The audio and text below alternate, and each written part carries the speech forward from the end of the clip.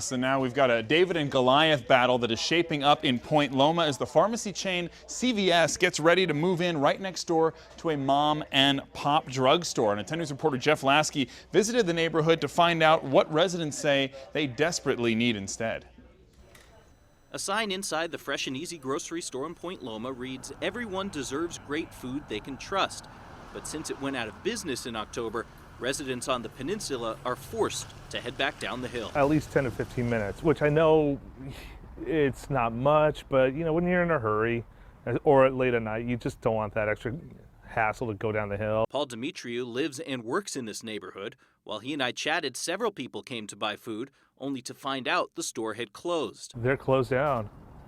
They want to put a CVS in here. The drugstore giant CVS is in the final stages of completing a deal to take over.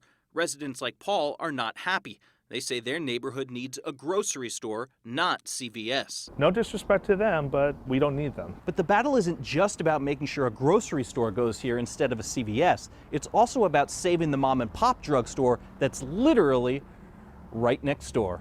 Well, I'm always about the small businesses, about mom and pop shops, and I'm sad to see that kind of entrepreneurship is slowly being eroded. Paul is one of more than 2,500 people who have signed a petition on change.org trying to convince CVS to abandon the deal.